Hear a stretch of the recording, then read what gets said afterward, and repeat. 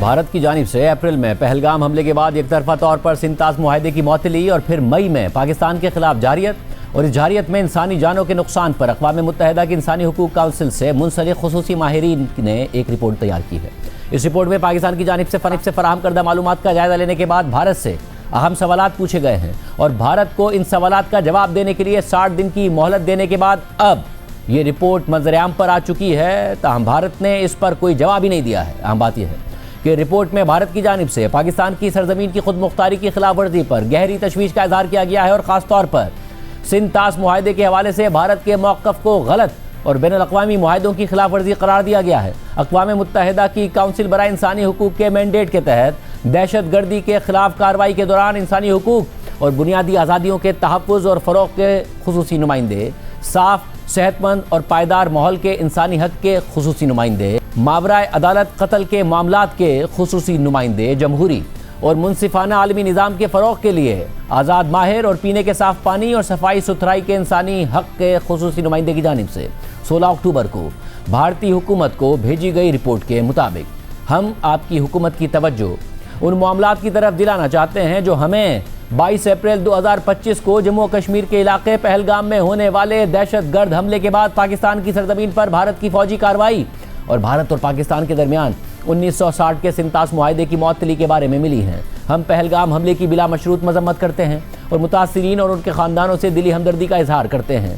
اس حملے کے تمام ذمہ داروں کو بین الاقوامی قانون کے مطابق انصاف کے کٹہرے میں لایا جانا چاہیے، تاہم ہمیں تشویش ہے کہ اگر ہمیں ملنے والی معلومات درست ثابت ہوتی ہیں تو یہ اقدامات زندگی کے اس حق کی خلاف ورزی ہوں گے جو international covenant on civil and political rights کے آرٹیکل 6 میں درج ہے اور جس کی توثیق بھارت نے 10 اپریل 1979 کو کی تھی۔ یہ مناسب معیار زندگی کے تحت پانی اور خوراک کے حق کی خلاف ورزی بھی ہو سکتے ہیں جو international covenant on economic, social and cultural rights کے آرٹیکل 11 کے تحت کسی شخص کو حاصل ہوتے ہیں۔ اسی طرح یہ دونوں معاہدوں کے تحت کام کرنے کے حق اور صاف اور صحت مند ماحول کے حق سمیت عوام کے معاشی خود ارادیت کے حق کی خلاف ورزی ہو سکتے ہیں۔ اس کے علاوہ یہ کسٹمری انٹرنیشنل لاء کے تحت ترقی کے حق کی خلاف ورزی بھی ہو سکتے ہیں۔ اس کے بعد رپورٹ میں پاکستان کی جانب سے 22 اپریل 2025 کو پہلگام حملے کے بعد بھارت کی جانب سے سنتاس معاہدے کی معطلی اور پھر مئی میں پاکستان پر حملوں سے متعلق دی گئی معلومات کی تفصیلات بتانے کے بعد لکھا ہے کہ ہمیں تشویش ہے کہ پہلگام حملے کے جواب میں بھارت کا رد عمل بظاہر پاکستان کی سرزمین پر غیر قانونی طاقت کے استعمال کی وجہ سے زندگی اور شخصی تحفظ کے حق کی خلاف ورزی ہو سکتا ہے اور سنتاس معاہدے کے تحت پاکستان کو پانی کے بہاؤ میں رکاوٹ ڈالنے کے ممکنہ اقدامات کے نتیجے میں کام کرنے اور روزگار کے حق، مناسب معیار زندگی کے حق جس میں پانی اور خوراک کے حقوق شامل ہیں اور صاف، صحت مند اور پائیدار ماحول کے حق اور ترقی کے حق کو نقصان پہنچنے کا خدشہ ہے۔ اس کے بعد رپورٹ میں اقوام متحدہ کے خصوصی نمائندوں نے مسلح افواج کے غیر قانونی استعمال کے حوالے سے لکھا ہے کہ ہم اس بات پر زور دیتے ہیں کہ UN چارٹر کے آرٹیکل 2 کی ذیلی شق 4 اور کسٹمری انٹرنیشنل لاء بھارت کو پاکستان کی علاقائی سالمیت یا سیاسی خود مختاری کے خلاف مسلح طاقت کے استعمال یا اس کی دھمکی دینے سے منع کرتے ہیں، خواہ یہ طاقت کسی ریاست کے خلاف ہو یا غیر ریاستی عناصر کے خلاف ہو۔ مزید یہ کہ UN چارٹر کے آرٹیکل 51 اور کسٹمری انٹرنیشنل لاء کے تحت بھارت صرف اسی صورت میں کسی غیر ملکی سرزمین پر اپنے دفاع کا حق استعمال کر سکتا ہے جب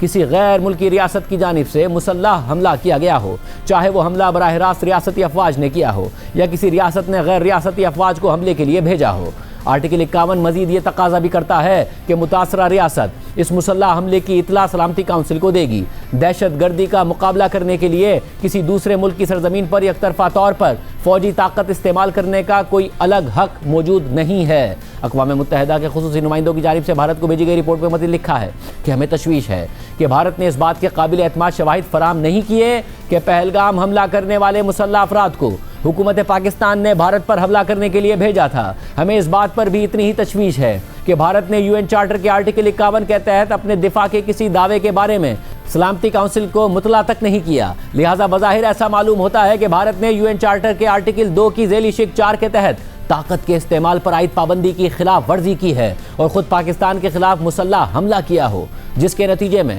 پاکستان کو بھی UN چارٹر کے آرٹیکل 51 کے تحت اپنے دفاع کا حق حاصل ہو جاتا ہے اور اس سے ایسی کشیدگی بڑھنے کا خطرہ ہے جو دونوں ممالک میں انسانی جانوں کے لیے شدید خطرہ بن سکتی ہے اور غیر قانونی طور پر طاقت کا استعمال نتیجتاً international कॉन्वेनेंट on civil and political rights के आर्टिकल 6 के तहत जिंदगी के हक की खिलाफ वर्जी होगा। बैनुल-अक़वामी कानून के मुताबिक जारियत के ऐसे इक़दाम करने वाली रियासतें खुद ब खुद international कॉन्वेनेंट on civil and political rights के आर्टिकल 6 की खिलाफ वर्जी करती हैं। अक़वाम मुत्तहिदा के खुसूसी नुमाइंदों के मुताबिक हम इस बात की तौसीक़ करते हैं कि ज़िंदगी के हक़ का एहतराम करने की ज़िम्मेदारी उस वक्त भी लागू होती है जब रियासत की फ़ौजी सरगर्मियों का रियासत की सरहद से बाहर मौजूद अफराद के ज़िंदगी के हक़ पर बराह रास्त और माकूल हद तक मुतवक्के असर पड़ता हो। अक़वाम मुत्तहिदा के खुसूसी नुमाइंदों की रिपोर्ट के मुताबिक हम मज़ीद ये भी नोट करते हैं कि किसी गैर मुल्की सरज़मीन पर ताकत का गैर कानूनी इस्तेमाल ना सिर्फ मुतल्लिका गैर मुल्की रियासत की खुद मुख्तारी की खिलाफ वर्जी होगा बल्कि किसी दूसरे मुल्क के मामलात में अदम मुदाखलत की ज़िम्मेदारी की भी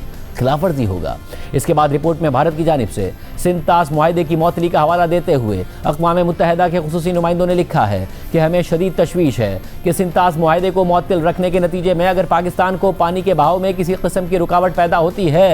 तो इससे पाकिस्तान में लाखों लोगों के इंसानी हुकूक बुरी तरह मुतासिर हो सकते हैं, जो ज़राअत, सनत, पीने के पानी, सफाई सुथराई और सेहतमंद माहौलियाती निज़ाम के लिए दरियाओं पर इन्हिसार करते हैं। इसके नतीजे में उनके काम और रोज़गार के हक़, पानी और खुराक के हक़, मुनासिब मयार ज़िंदगी के हक़, साफ़ और सेहतमंद माहौल के हक़, अवाम के मुआशी खुद इरादियत के हक़ और तरक्की के हक़ को नुकसान पहुँच सकता है। रिपोर्ट के मुताबिक हमें तशवीश है कि सिंतास मुआहदे को यकतरफ़ा तौर पर मुअत्तल करना वियना कन्वेंशन के लॉ ऑफ ट्रीटीज़ के तहत किसी काबिल कबूल जवाबी इक़दाम के तौर पर जायज़ मालूम नहीं होता जो इस अमल की गलती को जायज़ करार दे सके। अक़वाम मुत्तहिदा की इंसानी हुकूक काउंसिल के खुसूसी नुमाइंदों के मुताबिक हमें इस बात पर तशवीश है कि सरहद पार दहशतगर्दी और पानी की तकसीम के तनाज़ात उस वक्त तक जारी रह सकते हैं जब तक कि जम्मू कश्मीर की इलाकाई हैसियत के बुनियादी तनाज़े को बैनुल-अक़वामी कानून के मुताबिक पुरअमन तरीक़े से हल ना किया जाए। ये तफसीलात बताने के बाद अक़वाम मुत्तहिदा की इंसानी हुकूक काउंसिल के खुसूसी नुमाइंदों ने भारतीय हुकूमत से जवाब तलब करते हुए लिखा है कि इंसानी हुकूक काउंसिल की जानिब से फराहम करदा इख्तियारात के तहत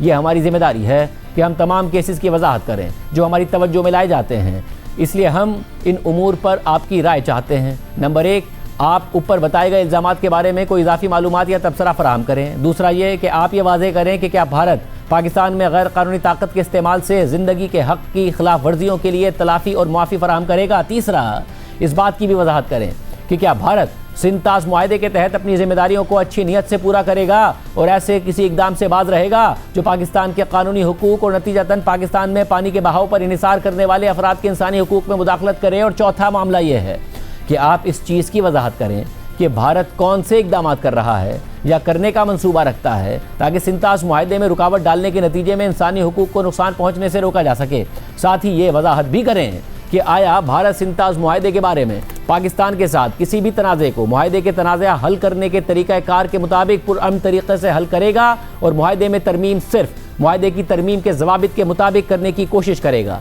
इसके अलावा ये वजाहत भी करें कि जम्मू कश्मीर के इलाके पर पाकिस्तान के साथ सरहदी तनाज़े को बैनुल-अक़वामी कानून और अवाम के हक़ खुद इरादियत के मुताबिक पुरअमन तौर पर हल करने के लिए कौन से इक़दाम किए जाएंगे। भारतीय हुकूमत के सामने ये सवाल रखने के बाद अक़वाम मुत्तहिदा की इंसानी हुकूक काउंसिल के खुसूसी नुमाइंदों ने अपनी रिपोर्ट के आखिर में लिखा है कि यह ख़त और आपकी हुकूमत की तरफ से मौसूल होने वाला कोई भी जवाब 60 दिन के अंदर कम्युनिकेशन रिपोर्टिंग वेबसाइट पर आवाम के लिए दस्तयाब कर दिया जाएगा। बादअज़ां ये इंसानी हुकूक काउंसिल को पेश की जाने वाली मामूल की रिपोर्ट में भी शामिल किए जाएंगे। और जवाब का इंतज़ार करते हुए हम आप पर जोर देते हैं कि तमाम ज़रूरी उबूरी इक़दाम किए जाएँ ताकि मुबैना खिलाफ वर्जियों और उनके दोबारा होने को रोका जा सके। और अगर तहकीकात से ये इल्ज़ामात दुरुस्त साबित हों तो मुबैना खिलाफ वर्जियों के ज़िम्मेदार किसी भी फ़र्द के ख़िलाफ़ जवाबदही को यकीनी बनाया जाए। और फिर भारतीय हुकूमत को ये रिपोर्ट भेजने और जवाब न आने के 2 माह बाद 16 दिसंबर को ये रिपोर्ट अवामी सतह पर जारी कर दी गई। आज नायब वज़ीर आज़म और वज़ीर ख़ारजा इसहाक़ डार ने डिप्लोमेटिक कोर के